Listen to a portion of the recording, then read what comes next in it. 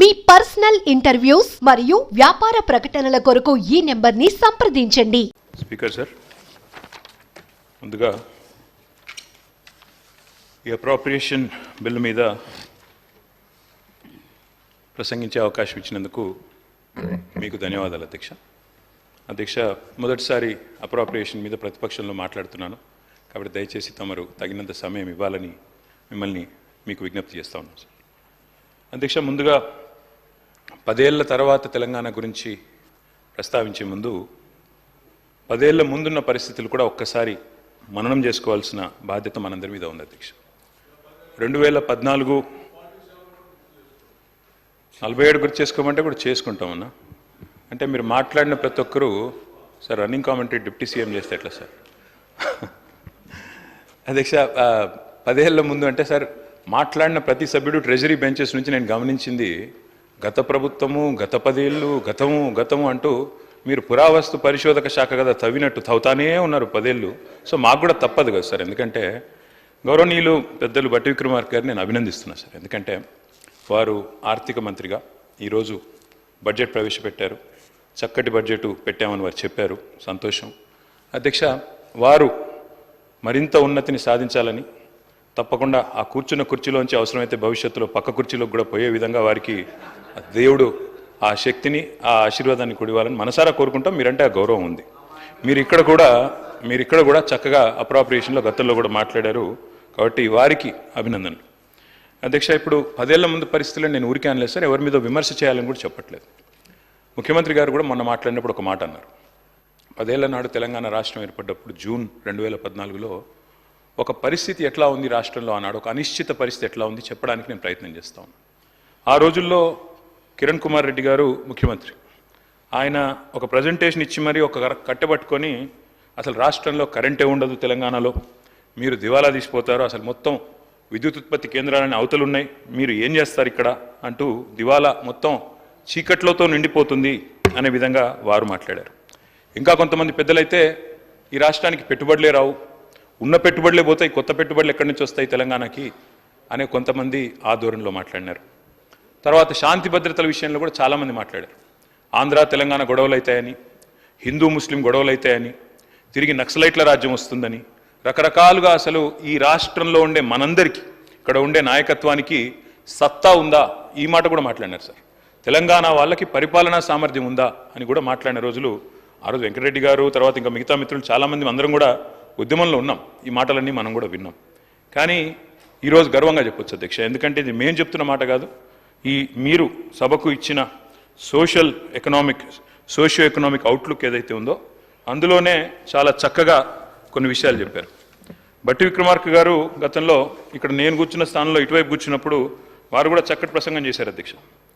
15 మార్చి 2022 నాడు బట్టి విక్రమార్క గారు మాట్లాడిన మాటలు, ప్రతి సంవత్సరం సంపద బాగా సృష్టిస్తున్న రాష్ట్రం, సంపద బాగా పెరుగుతున్న రాష్ట్రం కూడా మనది. కరోనా ఈ దేశాన్ని అతలాకుతలం చేసినప్పటికీ కూడా రాష్ట్ర ఉత్పత్తిలో ఎక్కడా తగ్గుబాటికి కారణం కాకుండా ఈ రాష్ట్ర ప్రజానీకం, రైతాంగం, శ్రామికులు ఈ మహమ్మారి దాడిని కూడా తట్టుకొని పెద్ద ఎత్తున ఈ రాష్ట్ర ఉత్పత్తులను, సంపదను పెంచడం జరిగింది. ఇది బట్టి విక్రమార్క గారు ఆనాడు ఇక్కడ కూర్చున్నప్పుడు మాట్లాడిన మాట. కానీ ఏమవుతుందో అధ్యక్ష, అక్కడ కూర్చోగానే స్వరం మారిపోతుంది, అక్కడ కూర్చోగానే మరి మాట కూడా మారింది అధ్యక్ష. అయినప్పటికీ వారు ఏం చెప్పినా వారు ఇచ్చిన బుక్కే అధ్యక్ష ఇది తెలంగాణ సోషియో ఎకనామిక్ అవుట్లుక్. ఇందులో చాలా చక్కగా అన్ని విషయాలు వివరంగా చెప్పారు అధ్యక్ష. గౌరవ కొత్త సభ్యులందరూ కూడా దయచేసి దీన్ని చూడాలని చెప్పి కూడా నేను వారికి విజ్ఞప్తి చేస్తా ఉన్నాను. ఎందుకంటే ఇందులో బడ్జెట్ స్పీచ్లో ఏం చెప్పినా ఇందులో వాస్తవాలు బయటపడ్డాయి. Despite economic hurdles, page number 3 sir, the states strategic sectors continue to contribute to it's economic dynamism. This resilience is bolstered by proactive government policies that attract investments, stimulate employment and foster innovation. ఇది మరి తెలంగాణ రాష్ట్రం యొక్క అభివృద్ధి గురించి మీ ప్రభుత్వమే ఈ socio economic అవుట్లుక్లో చెప్పిన మాట. దాంతోపాటు అధ్యక్ష చాలా చక్కగా చెప్పారు. పేజ్ నెంబర్ 15లో Telangana's gross state domestic product at current prices is 14.64 lakh crore. అంటే 4 లక్షల కోట్ల నుంచి 2014లో మన రాష్ట్ర సంపద 14,64,000 కోట్లకు ఎదిగిందని చెప్పి వారు ఇచ్చిన సోషియో ఎకనామిక్ అవుట్లుక్లోనే చెప్పారు. అదేవిధంగా ఇంకొక మాట చెప్పారు అధ్యక్ష, in 23-24 the per capita income at current prices in Telangana is 3.47 lakhs, which is 1.64 lakh higher than the national per capita income in 2023-24, which makes it the largest state with the highest per capita income in the entire country. ఇది కూడా వారే చెప్పారు. దాంతో పాటు ఇంకొక మాట కూడా చెప్పారు అధ్యక్ష, అది కూడా చెప్తాను. ఇంకొక మాట కూడా చెప్పారు. Over the years, Telangana's contribution to India's GDP has shown a steady increase. Telangana's contribution 2014లో ఎంత అధ్యక్ష భారతదేశానికి జీడిపి కాంట్రిబ్యూషన్ కేవలం 4.1%. కానీ ఈరోజు అధ్యక్ష వారిచ్చిన సోషియో ఎకనామిక్ అవుట్లుక్ ప్రకారమే Telangana accounted for 5% of India's GDP in the year 2023-24. అంటే 4.1% నుంచి 5%కి పెరిగింది అని చెప్పి జీడిపి కాంట్రిబ్యూషన్ ఆఫ్ తెలంగాణ. అంటే తెలంగాణ భారతదేశాన్ని సాకుతున్న రాష్ట్రాల్లో మొన్న మా మిత్రులు శ్రీధర్ బాబు గారు కూడా చెప్పారు, Telangana is a contributing state, we are economic engine అని చెప్పి వారు కూడా చక్కగా చెప్పారు.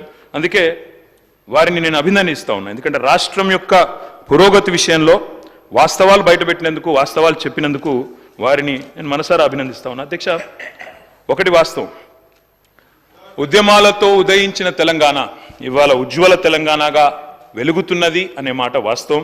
దీనిలో ఎవరికి రెండో అభిప్రాయం ఉండాల్సిన అవసరం లేదు. ఎందుకంటే ఎలక్షన్లు అయిపోయినాయి, అసెంబ్లీ ఎన్నికలు అయిపోయినాయి, పార్లమెంట్ ఎన్నికలు అయిపోయినాయి, ఇంకా 4.5 ఏళ్ల పాటు చక్కగా కలిసిమెలిసి పనిచేసుకునే అవకాశం ఉంది. నేను వారికి మనస్ఫూర్తిగా నేను కూడా నిండు మనసుతో ఆశీర్వదిస్తా ఉన్నా అధ్యక్ష, అభినందిస్తా ఉన్నా. ఎందుకంటే వయసులో చిన్నవాడినే కావచ్చు కానీ నేను వారిని అభినందిస్తా ఉన్నా. ఎందుకు? మీకు ఇవాళ ప్రజలు అవకాశం ఇచ్చారు, 10 ఏళ్ళు మాకు ఇక్కడ అవకాశం ఇచ్చినారు అక్కడ. ఆ తర్వాత మేము డిసెంబర్ 3 నాడే చెప్పాము అధ్యక్ష, 10 ఏళ్ళు మాకు ప్రభుత్వం ఇచ్చిన ప్రజలకు రుణపడి ఉంటాం, వారికి శతదా సర్వదా వారికి ధన్యవాదాలు. అదేవిధంగా ఇవాళ కొత్త పాత్ర ఇచ్చారు ప్రజలు మాకు, ఒక నిర్మాణాత్మకమైన ప్రతిపక్షంగా, ఒక కన్స్ట్రక్టివ్ ఆపోజిషన్గా, ఈ రాష్ట్రం కోసం పుట్టిన పార్టీగా తప్పకుండా ఈ రాష్ట్ర బాగులు కోరుతూ, ఈ రాష్ట్ర ప్రజల బాగు కోరుతూ మీరు తీసుకునే ప్రతి నిర్ణయానికి మా మద్దతు, మా స్వాగతం ఉంటుంది. కన్స్ట్రక్టివ్ నిర్ణయాలకు తప్పకుండా స్వాగతిస్తాం. ఈరోజు మీరు బిల్లు తెస్తున్నారు స్కిల్ డెవలప్మెంట్ మీద, స్కిల్ యూనివర్సిటీ మీద, తప్పకుండా స్వాగతిస్తాం అధ్యక్ష. ఆ రకంగా అధ్యక్ష నేను వారికి చేసే విజ్ఞప్తి, దయచేసి let us not indulge in politics and curse our own state అధ్యక్ష.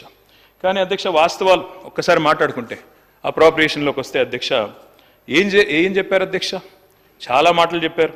కానీ బడ్జెట్ చూస్తే ఏముంది అధ్యక్ష? ఈరోజు శుష్క ప్రియాలు, శూన్య హస్తాలు, గ్యారంటీలకు టాటా, లంకె బిందెల వేట, డిక్లరేషన్లు డీలా, డైవర్షన్ల మేళ, హామీ పత్రాలకు పాతర, శ్వేతపత్రాల జాతర, నిరుద్యోగుల మీద నిర్బంధాలు, జర్నలిస్టుల మీద దౌర్జన్యాలు, విమర్శిస్తే కేసులు, ప్రశ్నిస్తే దాడులు, నేతన్నల ఆత్మహత్యలు, ఆటో అన్నల బలవన్మరణాలు.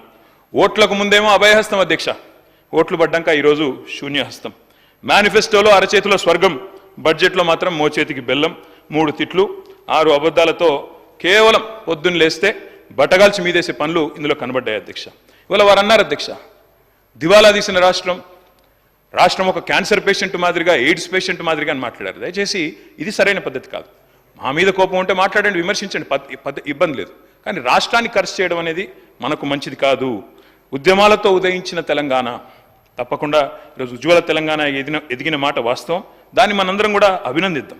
10 ఏళ్ల ప్రస్థానంలో ఇవాళ స్వరాష్ట్రం స్వంత కాళ్ళ మీద నిటారుగా నిలబడ్డది అధ్యక్ష.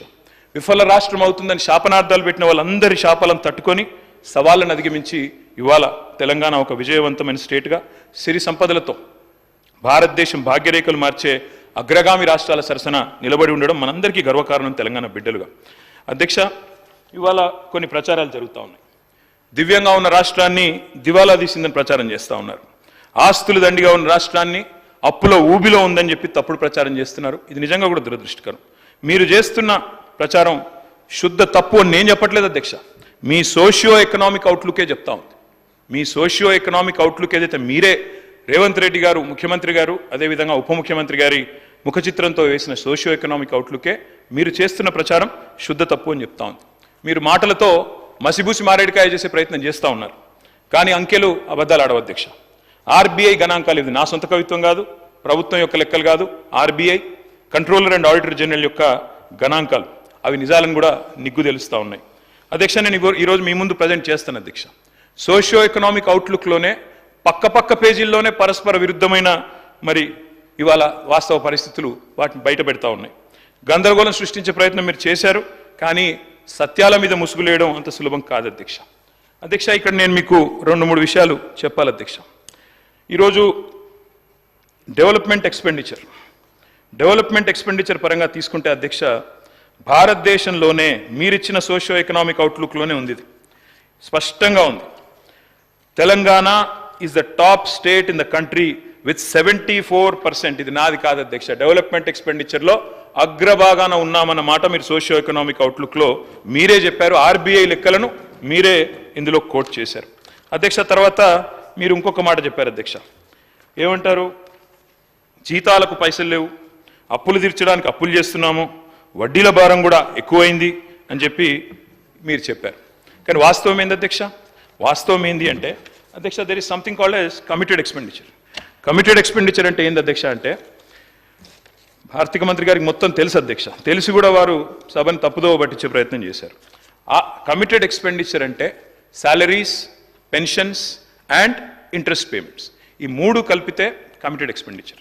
కమిటెడ్ ఎక్స్పెండిచర్ విషయంలో అధ్యక్ష, వారి దృష్టికి, అదేవిధంగా గౌరవ సభ్యుల దృష్టికి కూడా నేను తీసుకొచ్చేది, ప్రజల దృష్టికి కూడా నేను తీసుకొచ్చేది ఏమంటే, మనము చాలా స్పష్టంగా భారతదేశంలోని ఇతర రాష్ట్రాలతో పోలిస్తే చాలా చక్కటి పరిస్థితిలో ఉన్నమాట వాస్తవం అధ్యక్ష. మీ ముందు నేను ప్రజెంట్ చేస్తాను, ఎందుకంటే ఇది మీ బుక్కే కాబట్టి మీ బుక్లోంచే చెప్తాను అధ్యక్ష. కమిటెడ్ ఎక్స్పెండిచర్ విషయానికి వస్తే, మనం ఈరోజు కొన్ని ఏ రాష్ట్రాల సరసన ఉన్నాం అధ్యక్ష? స్టేట్ వైజ్ డెవలప్మెంట్ ఎక్స్పెండిచర్లోనేమో అగ్రభాగాన ఉన్నాం, 74% ఇవాళ డెవలప్మెంట్ ఎక్స్పెండిచర్ మీద ఖర్చు పెడుతున్నామని మీరే చెప్తున్నారు. అదేవిధంగా అధ్యక్ష, కమిటెడ్ ఎక్స్పెండిచర్లో మనం, కమిటెడ్ ఎక్స్పెండిచర్ అంటే ₹1 మీరు జీతాలు, భత్యాలు, పెన్షన్లు, అదేవిధంగా వడ్డీ చెల్లింపులు మితి కడితే అది పోతే రూపాయిలో మనకు 47 పైసలు రూపాయలు దానికి పోతున్నాయి అధ్యక్ష, జీతాలకు, భత్యాలకు, పెన్షన్లకు, అదేవిధంగా మనకి మితి కట్టేందుకు ఇంట్రెస్ట్కు. మిగిలిన 53 పైసలు అవైలబుల్ ఉన్నాయి ప్రభుత్వానికి డెవలప్మెంట్ చేయడానికి అనేది కమిటెడ్ ఎక్స్పెండిచర్లో కనబడతా ఉంది. అంటే ఓవరాల్గా చూసుకుంటే ఎక్కడున్నాం అధ్యక్ష మనం? ఈరోజు భారతదేశంలో కేరళ చూస్తే కమిటెడ్ ఎక్స్పెండిచర్ రూపాయిలో 82 పైసలు, హర్యానా రూపాయిలో 81 పైసలు, పంజాబ్లో రూపాయిలో 79 పైసలు జీతాలకు, భత్యాలకు, పెన్షన్లకు, అదేవిధంగా ఇంట్రెస్ట్ చెల్లింపులకు పోతుంది. వెస్ట్ బెంగాల్ 69 పైసలు పోతుంది రూపాయిలో, తమిళనాడులో 62 పైసలు పోతుంది, ఆంధ్రప్రదేశ్లో 61 పైసలు పోతుంది, వారు మొన్నటిదాకా నడిపిన రాజస్థాన్లో 59 పైసలు రూపాయికి. దేశ సగటు జాతీయ యావరేజ్ ఎంత అధ్యక్ష? కమిటెడ్ ఎక్స్పెండిచర్ 56 పైసలు. అంటే మొత్తంగా రూపాయి ఆదాయం వస్తే అందులో 56 పైసలు జాతీయ సగటు కమిటెడ్ ఎక్స్పెండిచర్. కానీ తెలంగాణ ఎంత అధ్యక్ష? 47. అత్యల్పంగా ఉన్న రాష్ట్రాల్లో టాప్ 4లో తెలంగాణ ఉంది. దీన్ని మీరు తిమ్మిని బమ్మిని చేసి మోసం చేసే ప్రయత్నం చేస్తామంటే కుదరదనే మాట కూడా నేను వారికి విజ్ఞప్తి చేస్తా ఉన్నా అధ్యక్ష. ఇంకొక మాట కూడా చెప్పాలి అధ్యక్ష, ఇవాళ వడ్డీల కోసం, జీతాల కోసం పైసలు జాలట్లేదు అనే మాట వారు మాట్లాడుతూ ఉన్నారు అధ్యక్ష. ఒక్క మాట వారికి నేను చేసే విజ్ఞప్తి, మీరు పరస్పర విరుద్ధమైన వ్యాఖ్యలు చేశారని నేను చెప్పాను. 47 పేజీలో సోషియో ఎకనామిక్ అవుట్లుక్లో మీరే చెప్పారు హయ్యర్ ఫిస్కల్ స్ట్రెస్ ఉంది, 47 ఉంది కమిటెడ్ ఎక్స్పెండిచర్, దానివల్ల ఫిస్కల్ స్ట్రెస్ ఉందని చెప్పారు. కానీ 44 పేజీలో మీరు చెప్పిన మాటలో అక్కడ మీరు చెప్పారు డెవలప్మెంట్ ఎక్స్పెండిచర్లో Telangana top in the country 74% అని మీరే చెప్తా ఉన్నారు. What is right? Committed expenditure తక్కువ ఉంది అయినా ఎక్కువ ఫిస్కల్ స్ట్రెస్ ఉందని మీరు చెప్పిన మాట కరెక్టా? లేదా డెవలప్మెంట్ ఎక్స్పెండిచర్ 74%తో భారతదేశంలో హైయెస్ట్ ఉన్నామన్నమాట కరెక్టా? మీరు చెప్పాలి. ఇంకొక మాట కూడా నేను చెప్తా ఉన్నా అధ్యక్ష, మనకు రెవెన్యూ రిసీట్స్ ఉంటాయి అధ్యక్ష. రెవెన్యూ రిసీట్స్ 4 రకాలు. స్టేట్ ఓన్ ట్యాక్స్ రెవెన్యూస్ అధ్యక్ష, let me tell the entire house, especially new members in the house, state owned tax రెవెన్యూస్లో భారతదేశంలో ఈరోజు 84% SOTRతో అగ్రభాగాన ఉన్న రాష్ట్రం, మొదటి 3లో ఉన్న రాష్ట్రం తెలంగాణ. అంటే ఎవరి మీదనో ఆధారపడకుండా, ఇంకెవరి మీదనో మనం కేంద్ర ప్రభుత్వం ఇవ్వలేదనో, యూనియన్ బడ్జెట్లో రాలేదనో మనం బీరిపోకుండా, బిత్తిరి కాకుండా మనం బ్రహ్మాండంగా SOTR 84% అధ్యక్ష. 4 కంపోనెంట్స్ ఉంటాయి రెవెన్యూ రిసీట్స్లో. ఒకటి స్టేట్ ఓన్ ట్యాక్స్ రెవెన్యూస్, రెండవది సెంట్రల్లో మనకు వచ్చే షేరు, మూడవది నాన్ ట్యాక్స్ రెవెన్యూస్, నాలుగవది మనకు ఇంకోటి చెప్తాను సార్, 4 ఉంటాయి సార్. ఆ 4లో మరి ఈరోజు మీరు చూసినట్టయితే ఒక్క మాట, ఈరోజు 2014లో రెవెన్యూ రిసీట్స్ ఎంత, మనకి రెవెన్యూ ఎక్స్పెండిచర్ ఎంత? చూసుకుంటే అధ్యక్ష దాన్ని బట్టే మనం సర్ప్లస్ స్టేటా, మిగులు బడ్జెట్ స్టేటా, లోటు బడ్జెట్ స్టేటా తేలుతుంది అధ్యక్ష. రెవెన్యూ రిసీట్స్ ఉంటాయి, రెవెన్యూ ఎక్స్పెండిచర్ ఉంటుంది. రెవెన్యూ ఎక్స్పెండిచర్లు ఏముంటాయి అధ్యక్ష? జీతాలు, భత్యాలు, అదేవిధంగా మనకి ఇంట్రెస్టు, దాంతోపాటు సబ్సిడీలు కూడా ఉంటాయి. ఈ 4 తీసేస్తే అప్పుడు రెవెన్యూ సర్ప్లస్ ఎంత అని తేలుతుంది. మాటికి ఒక మాట అంటారు అధ్యక్ష వీరు, మిగులు బడ్జెట్తో మేము మీకు అప్పజెప్పిపోతే అప్పుల కుప్ప చేసినారు, అప్పుల పాలు చేసినారు రాష్ట్రాన్ని అని చెప్తారు అధ్యక్ష. నేను ఇవాళ చెప్తా ఉన్నా, I would like to set the record straight. అధ్యక్ష 2014లో రెవెన్యూ సర్ప్లస్ వాస్ 369 crore. 2022-23లో రెవెన్యూ సర్ప్లస్ వాస్ 5944 crore. నిన్న మీరు పెట్టిన బడ్జెట్లో కూడా రెవెన్యూ సర్ప్లస్ అధ్యక్ష 297 కోట్లు. అంటే మీరు మాకు 369 కోట్ల రెవెన్యూ సర్ప్లస్తో అప్పజెప్తే మళ్ళా మీకు అప్పజెప్పినాడు కూడా మేము 5,944 కోట్ల రూపాయల రెవెన్యూ సర్ప్లస్ ఇచ్చిన మాట వాస్తవం కాదా? Revenue receipts minus revenue expenditure, అదే కదా రెవెన్యూ సర్ప్లస్. నేను చెప్పింది తప్ప? మరి అప్పుల పాలైపోయిందంటే ఇంకొక మాట అన్నారు నిన్న ఆర్థిక శాఖ మంత్రి గారు, బాధాకరమైన మాట. జీతాలకు ఇచ్చినందుకు కూడా మేము అప్పులు తెచ్చే పరిస్థితి అన్నారు అధ్యక్ష. మరి రెవెన్యూ మీరు చెప్పిన లెక్కలు తప్ప, మీ మాటలు తప్ప? మీరు చెప్పిన లెక్కల్లో ఏం చెప్పారు అధ్యక్ష? రెవెన్యూ ఎక్స్పెండిచర్లో చూపెట్టారు శాలరీసు, పెన్షన్స్. అందులో ఏం చెప్తున్నారు? శాలరీసు, పెన్షన్స్, సబ్సిడీలు, ఇంట్రెస్ట్లు అన్నీ పోగా 300 కోట్ల రెవెన్యూ సర్ప్లస్ ఉందని బడ్జెట్లో చెప్తారు. కానీ ఇక్కడికి వచ్చి మాత్రం మాటల్లో, స్పీచ్లో ఏం చెప్తారు అధ్యక్ష? జీతాల కోసం అప్పులు తెచ్చే దౌర్భాగ్య పరిస్థితిలో ఉంది రాష్ట్రం అని చెప్పడం సభను తప్పుదో పట్టించడమా కాదా? దయచేసి చెప్పాలని చెప్పి కూడా నేను కోరుతా ఉన్నా అధ్యక్ష. వారి రిప్లైలో చెప్పండి అధ్యక్ష. ఇంకొక మాట అధ్యక్ష, నేను మొన్నే చెప్పాను, రిప్లైలో చెప్పండి సార్, మాకు అభ్యంతరం లేదు. I'm not saying anything wrong sir, I'm saying everything in parliamentary way. దయచేసి మీరు రిప్లైలో మొత్తం చెప్పండి అధ్యక్ష. మేము ఇంకొక మాట చెప్పాలి అధ్యక్ష. మొన్ననే హరీష్ రావు కేటీఆర్ గారు 1 minute. మీ బంగారం బ్యాంకులో ఇతర ప్రైవేటు సంస్థల్లో ఉన్న విడిపించి కొనబడను. కొమ్మూరి గోల్డ్, ఆంధ్ర మరియు తెలంగాణ.